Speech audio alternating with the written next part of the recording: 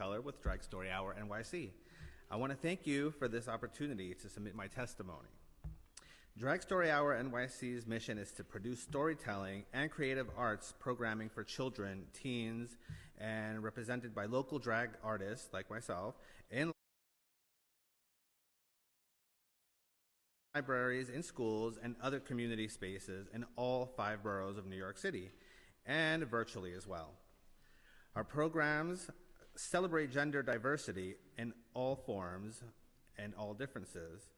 It helps to build empathy for kids and gives them the confidence to express themselves however they're most comfortable. Banning books at public libraries serves absolutely no purpose for progress in our world. Banning ideas and information does not ban experience, but it does create a decontextualized experience, which is harmful in building true empathy, forward movement, and supportive networks. As an organization, we continue to stand with our local libraries against book bannings. At Drag Story Hour NYC, we will stand firm in continuing to read and offer banned books in our programming, work with libraries in offering readings of banned books, and working with community-based organizations, local groups, and publishers to ensure access to and circulation of banned books. Well, that was a bunch of woke word salad, but let's highlight some 2 key red flags in this testimony, shall we? The first red flag Flame stated was, celebrating gender diversity helps build empathy. But my question is, for who? Because the only empathy by teaching gender diversity to kids that they're going to gain is for the adults that follow along on this gender ideology cult, who need to be constantly validated by kids on their own identity. One major red flag is this clip. Banning ideas and information does not ban experience, but it does create a decontextualized experience, which is harmful in building true empathy. Did y'all actually catch what Flame said? Flame said, banning books creates a decontextualized experience, which is harmful to building true empathy. Let's break down what decontextualized actually means. So that real word, decontextualized, is defined in the Urban Dictionary as removing sexual context from something. So Flame essentially said that by banning books, we're removing the sexual context from a child's experience, which is harmful for them to build true empathy.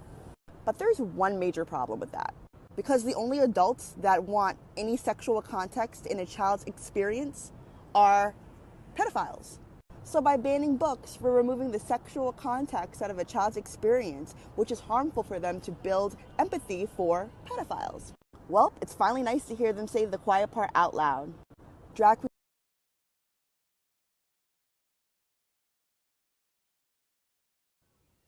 This kid is going places. Fathers, turn your boys into this.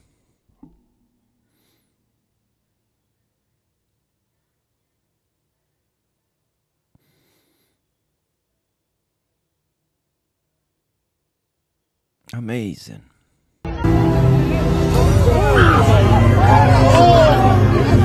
People, on the other hand, I don't know if they're going to be going very far.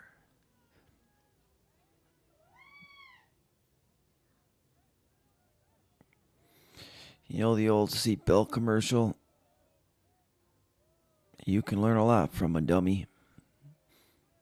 Well, I don't know if that applies here. Wow. Amazing. Guess what city? Leave your guess in the comments below. What city is this acceptable Women will get in? arrested, killed, attacked, beat just for showing their hair. To me, that is oppression.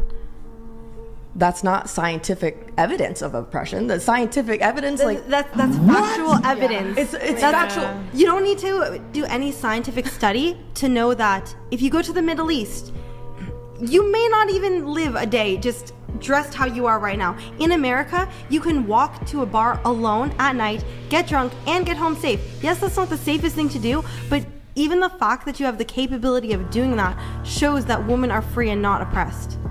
And you can be a full-time worker your entire life, work a 9 to 5. You're going to college, you're studying. There's some countries that still women don't even have those rights fully where they can get an education and work. In Iran,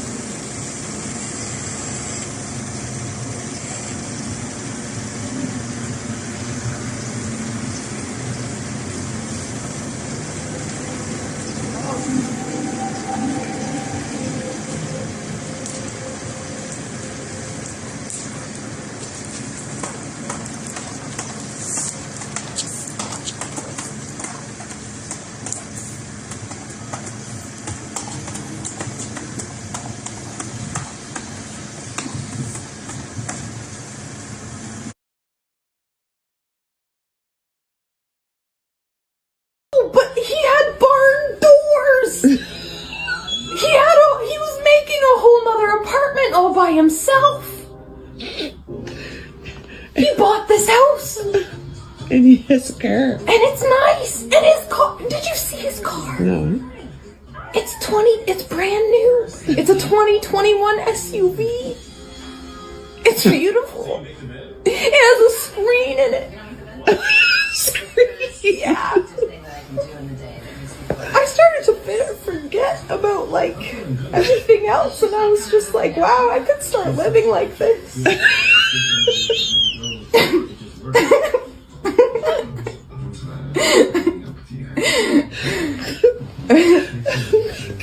And he was so respectful.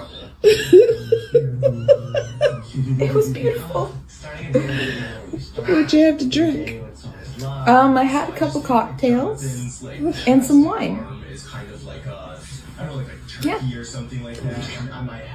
So, do you think you're going to go on a second date? He wants to bring me to his hockey game tomorrow. He wants to pick me up and bring me to his hockey game. So I can come watch him. It's so cute.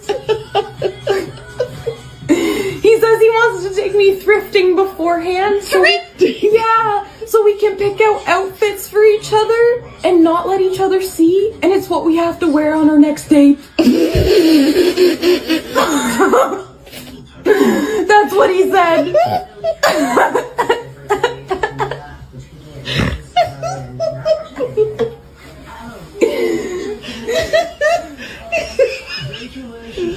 This sounds like a pretty good first date, Reagan. It's my first white guy.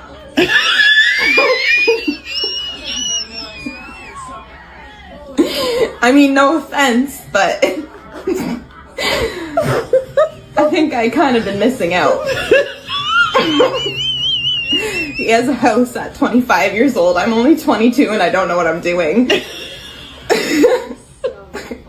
But I think I might want to move in.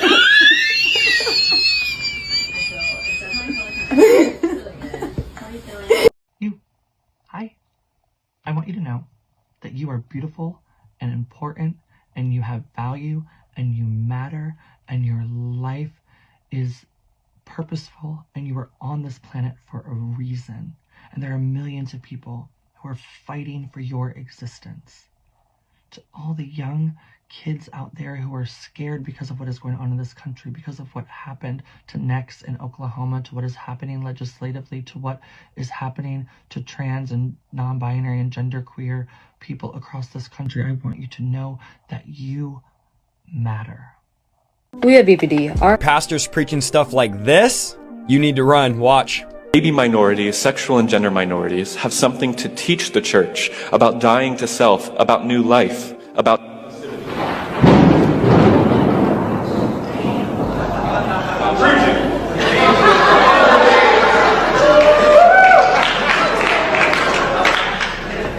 That was unnecessary. That is not a sign of God's judgment, okay? If you have to say that is not a sign of God's judgment, it probably is. As he's preaching a false message, lightning, thunder, power goes off and on. that's a pretty good sign you should probably stop preaching another gospel. If you